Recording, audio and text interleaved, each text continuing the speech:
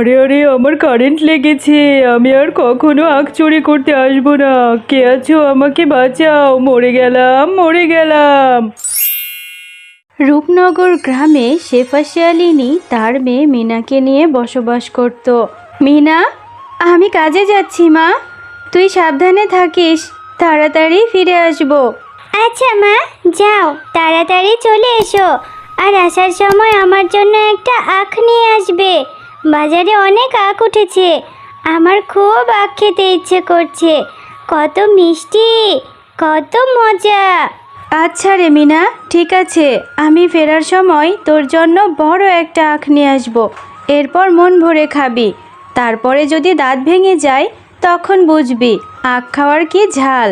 এবার আমি আসি রে মা। কিরে শেফা, রোজ রোজ এভাবে দেরি করে কাজে আসিস কেন? আজকেও তো দেরি করেছিস।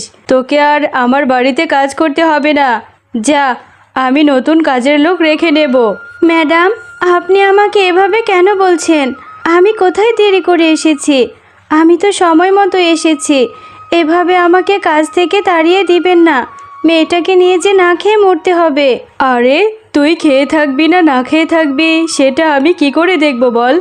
আমি নতুন কাজের লোক পেয়েছি, তাকে সস্তায়ও রাখতে পারবো, টাকাও কম। যা তো।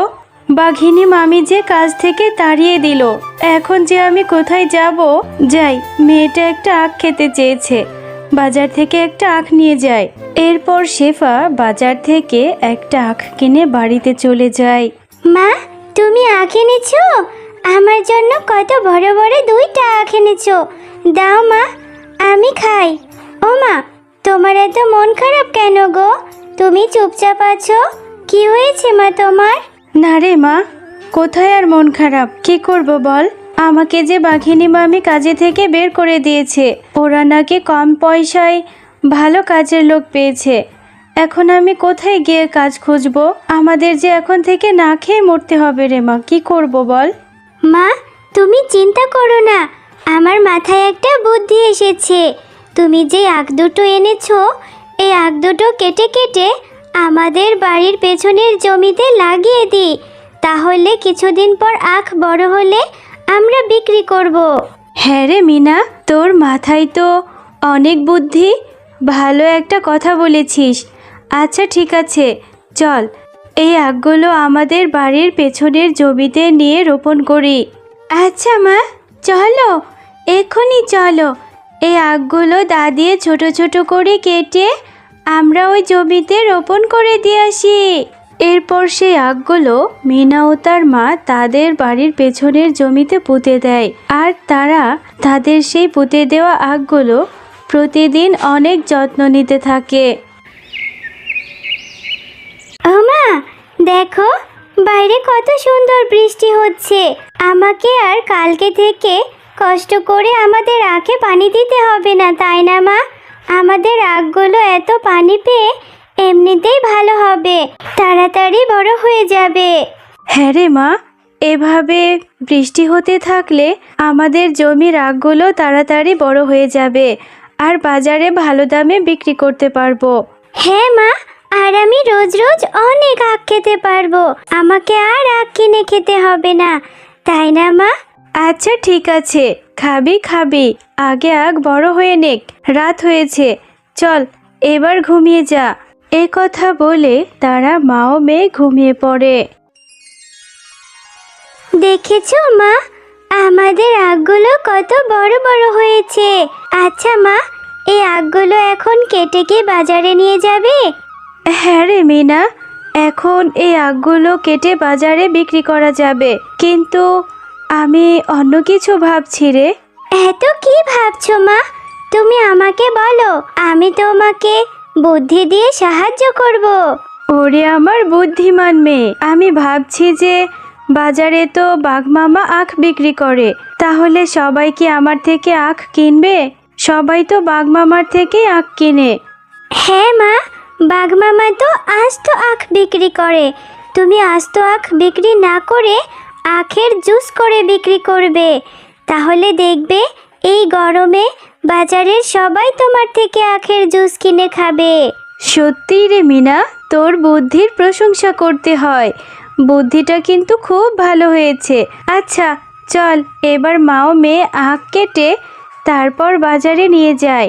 এরপর শেফা শিয়ালিনী আখগুলো কাটতে থাকে আর আখগুলো কেটে বাজারে নিয়ে যায়। আসুন আসুন দাদারা দিদিরা, মিষ্টি আখের রস আছে, মিষ্টি আখের শরবত, খেতে ভারী সুস্বাদু।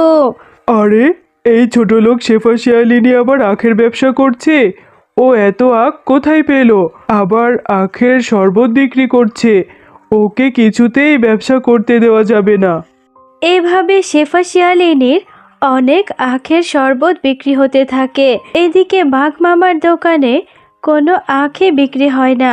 এটা দেখে তো বাঘ মামা রাগে ক্ষোভে গজগজ করতে থাকে। সত্যি গো শেফা দিদি, আপনার আখের রস খুব মিষ্টি, ভারী সুস্বাদু, খুব মজা পেলাম। এরপর থেকে আপনার দোকান থেকে আখের রস খাবো। হ্যাঁ গো, তোমার কি হয়েছে? আজকে এসে দেখে এভাবে মন খারাপ করে বসে আছো। আর আজকে কি তোমার বেচা কেনা ভালো হয়নি নাকি? বাজার আনতে বলেছিলাম সেটাও আনোনি। না গো গিন্নি, কি যে বলবো তোমাকে, আমার যে কোনো বেচা কেনাই হচ্ছে না।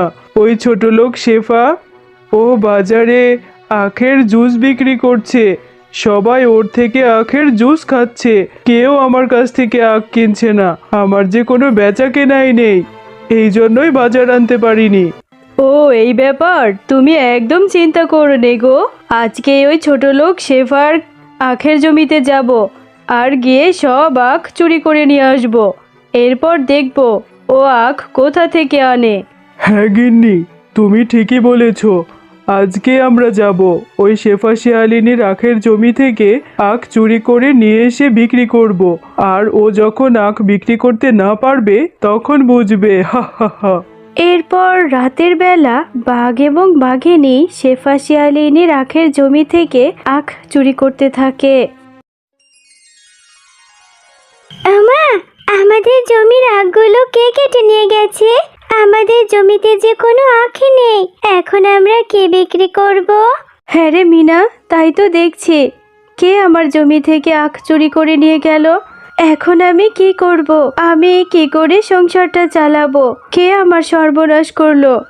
আচ্ছা মা, যারা আমাদের আখগুলো চুরি করে নিয়ে গেছে, বাকি আখগুলো তারা আবার আজকে চুরি করবে।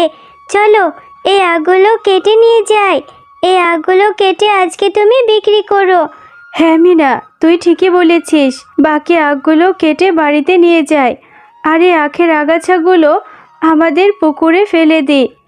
এরপর তারা আখগুলো কেটে নিয়ে বাড়িতে যায় আর আখের আগাছাগুলো পুকুরে ফেলে দেয়। আমা, তুমি এখনো ঘুমোচ্ছ না কেন? এত চিন্তা করো না মা, দেখবে আল্লাহ একটা ব্যবস্থা করে দেবে। না রে মা, কোথায় আর চিন্তা করছি, কি যে করব সেটাই ভেবে পাচ্ছি না। আচ্ছা চল, এবার আমরা ঘুমিয়ে পড়ি, যা হবে দেখা যাবে।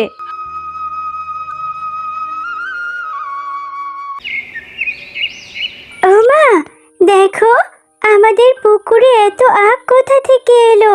তাহলে কালকে যে আগাছাগুলো ফেলে দিয়েছিলাম, ওই আগাছাগুলো থেকে কি এই আখ হয়েছে? হ্যাঁ রে মিনা, তাই তো দেখছি।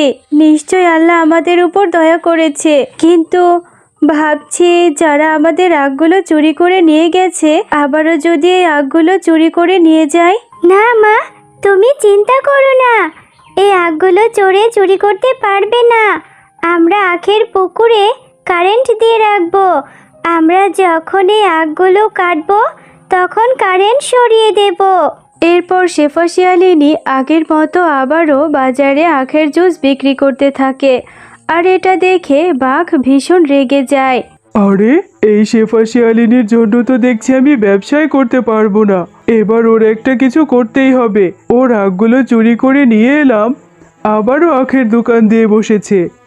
আরে গিন্নি, ওই শেফা শিয়ালিনী তো দেখছি বাজারে আবারও আখের রস বিক্রি করছে। ওর জন্য আমার বেচা কেনাই বন্ধ হয়ে গেছে। ওর কিছু একটা করতেই হবে। বুঝতে পেরেছি, তোমাকে দিয়ে কিচ্ছু হবে না। এবার আমি যাব, আমি নিজে গিয়ে ওই শেফা শিয়ালিনীর বাড়ি থেকে সব আখ চুরি করে নিয়ে আসবো। এক্ষুনি চলো। আজকে রাতেই যাব। আরে আরে, এই শেফা শিয়ালিনীর আখের জমিতে তো দেখছি কারেন্ট দেওয়া। আমাকে বাঁচাও, বাঁচাও, কে আছো? মরে যাচ্ছে।